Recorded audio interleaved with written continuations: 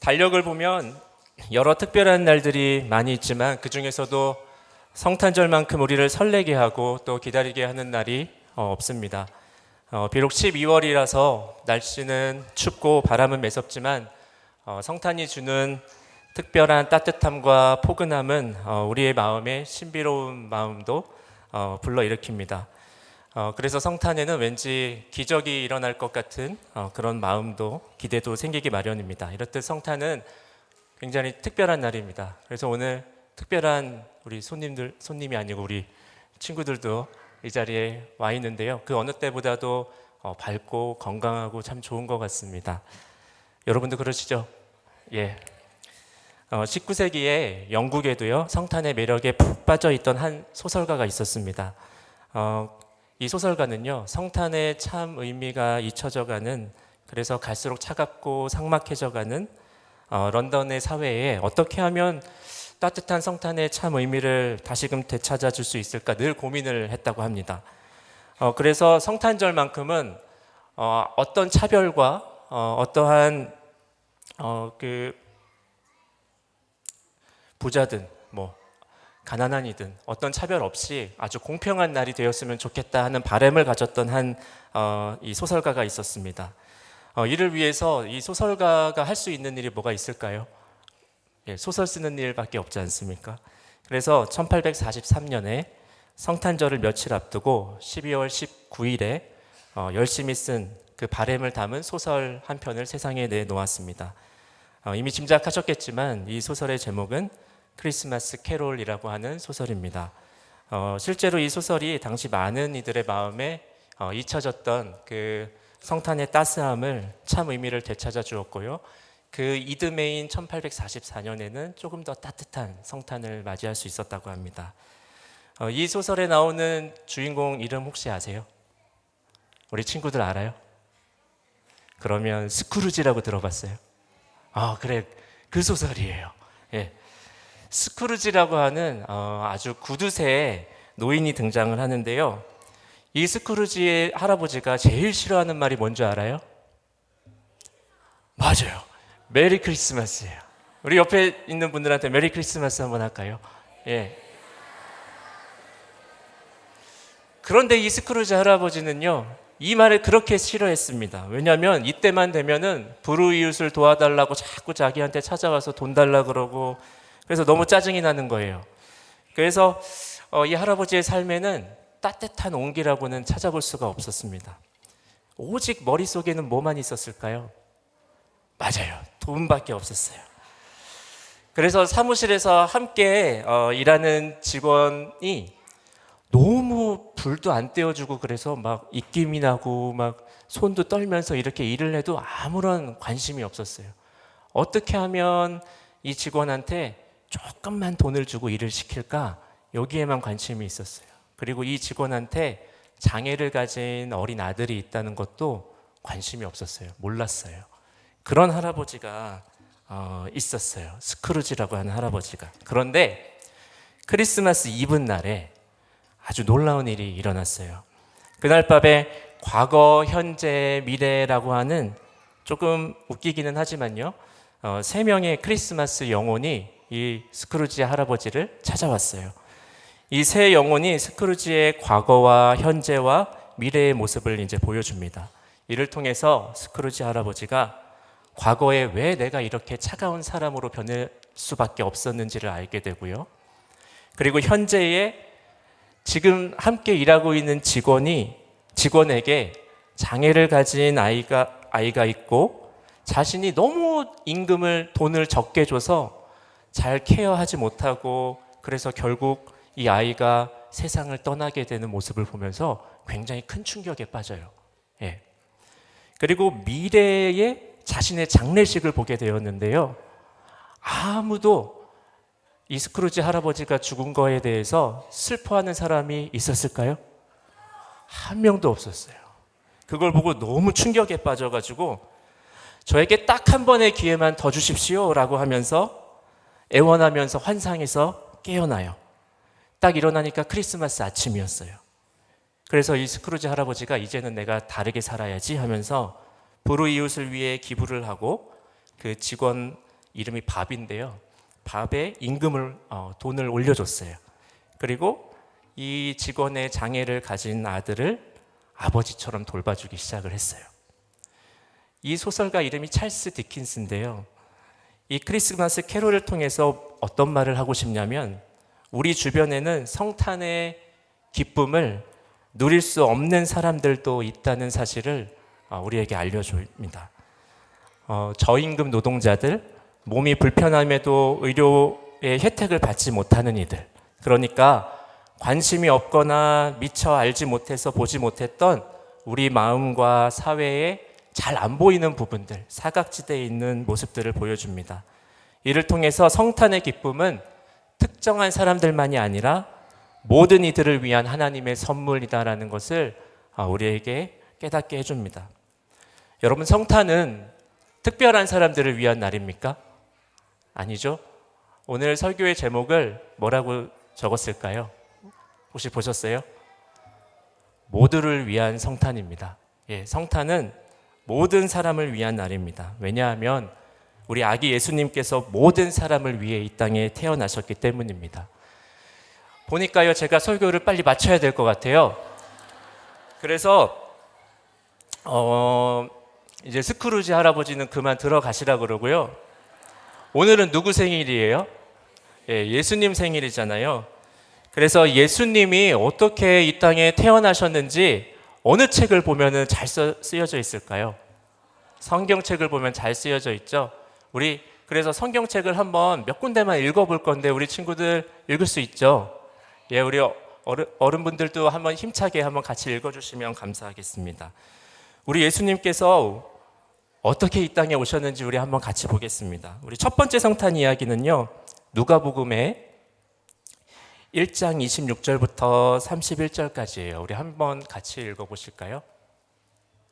우리 한번 크게 같이 읽겠습니다. 시작. 여섯째 달에 천사 가브리엘이 하나님의 보내심을 받아 갈릴리 나사렛이란 동네에 가서 다윗의 자손 요셉이라 하는 사람과 약혼한 처녀에게 이르니 그 처녀의 이름은 마리아라. 그에게 들어가 이르되 은혜를 받은 자여 평안할지어다. 주께서 너와 함께 하시도다 하니 처녀가 그 말을 듣고 놀라 이런 인사가 어찌함인가 생각하매 마리아여 무서워하지 말라. 내가 하나님께 은혜를 입었느니라. 보라, 내가 잉태하여 아들을 낳으리니 그 이름을 예수라 하라. 아멘. 하나님께서 가장 먼저 성탄의 기쁜 소식을 누구에게 전해주셨을까요? 마리아에게 전해주셨어요. 그렇죠? 마리아는 결혼을 했을까요? 하지 않았습니다.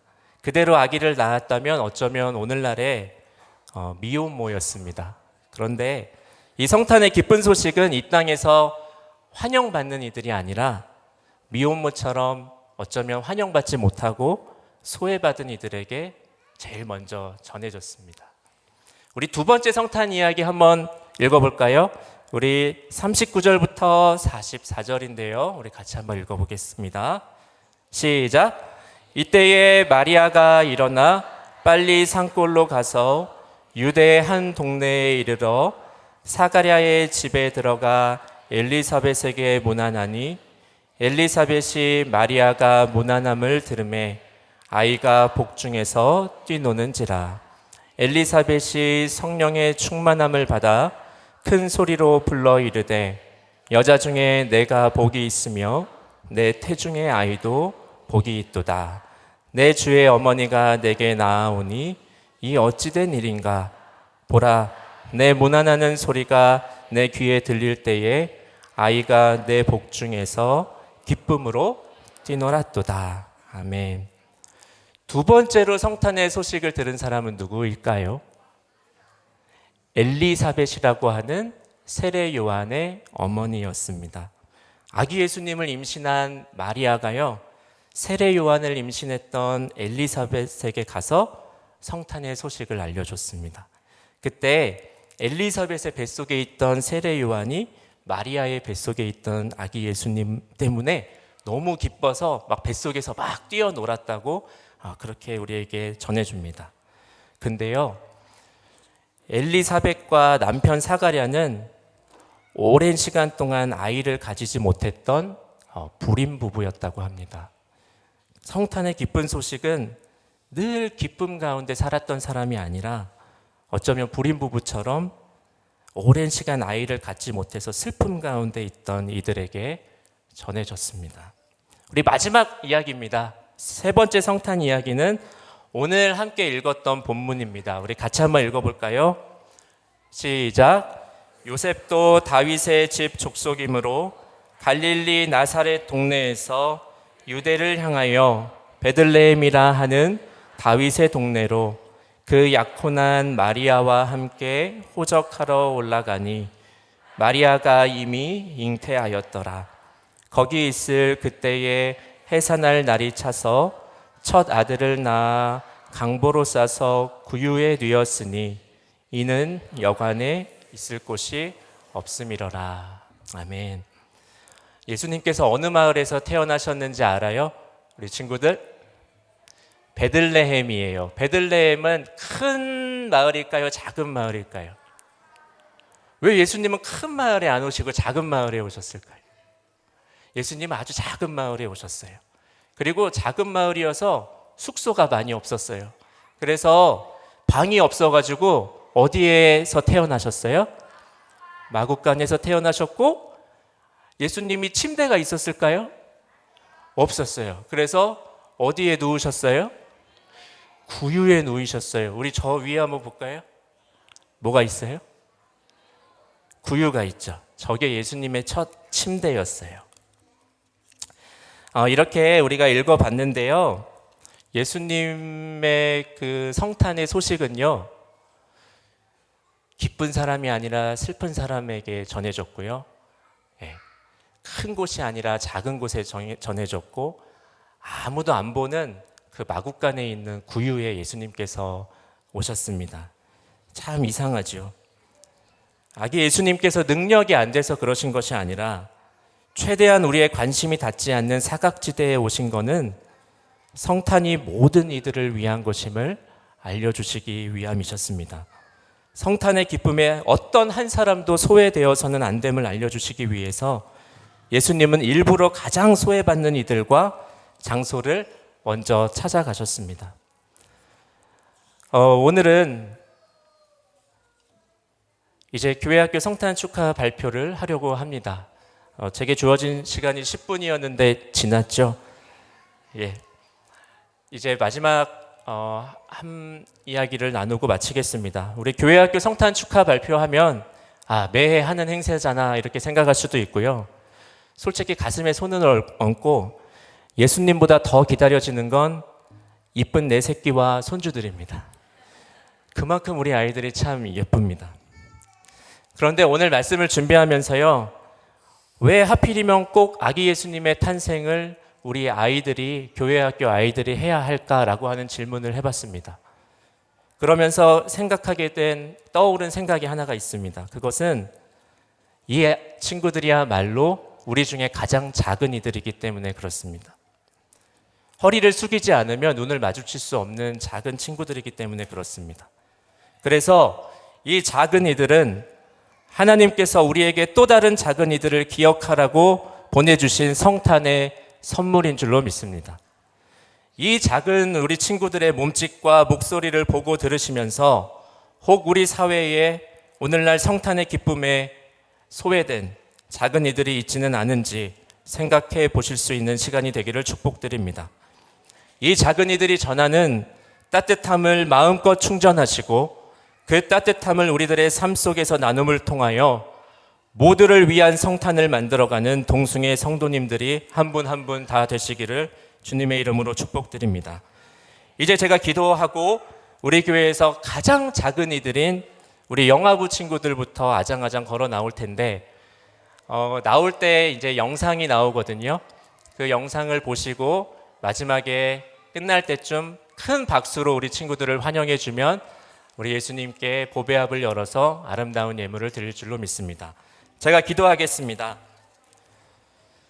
한 사람도 성탄의 기쁨에 소외되지 않도록 가장 낮고 천한 구유에 찾아오신 아기 예수님을 기억하며 모두를 위한 성탄을 만들어가는 우리 동숭의 모든 식구들이 되게 하여 주시옵소서. 이제 우리 교회의 가장 작은 친구들이 드리는 몸과 마음의 노래를 기쁘게 받아 주시옵소서. 예수님의 이름으로 기도합니다. 아멘.